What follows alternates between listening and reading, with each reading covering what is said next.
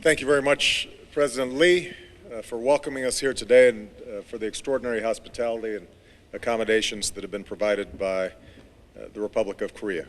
We are very grateful to you, and we are very grateful to the Korean people for the outstanding leadership in bringing us here together in Seoul.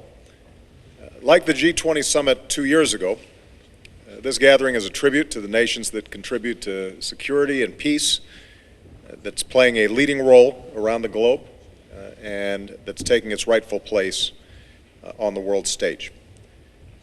When I hosted the first nuclear security summit 2 years ago in Washington, there were those who questioned whether our nations could summon the will to confront one of the gravest dangers of our time,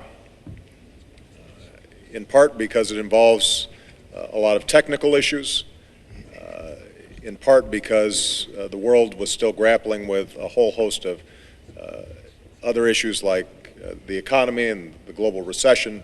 There was some skepticism that we would be able to sustain an effort around this topic. But that's exactly what we've done. We've agreed that nuclear terrorism is one of the most urgent and serious threats to global security. We agreed to the goal of securing the world's nuclear materials in 4 years.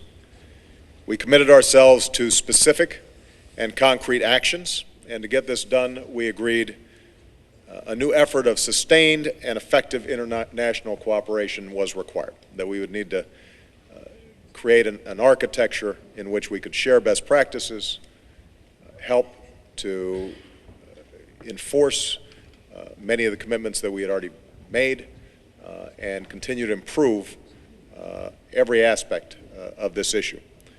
Over the past 2 years, the questions have been different. Would we back up our words with deeds? Would we sustain our cooperation? Today, here in Seoul, we can answer with a resounding yes. We are fulfilling the commitments we made in Washington. We are improving security at our nuclear facilities. We are forging new partnerships. We are removing nuclear materials, and in some cases, getting rid of these materials entirely. And as a result, more of the world's nuclear materials will never fall into the hands of terrorists who would gladly use them against us. Of course, what's also undeniable is that the threat remains. There are still too many bad actors in search of these dangerous materials, and these dangerous materials are still vulnerable in too many places. It would not take much, just a handful or so of these materials to kill hundreds of thousands of innocent people. And that's not an exaggeration, that's the reality that we face.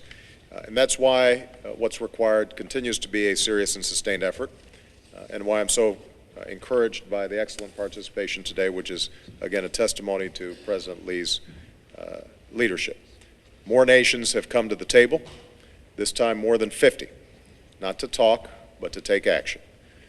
As a consequence of this summit, more commitments will be made, more real, tangible steps.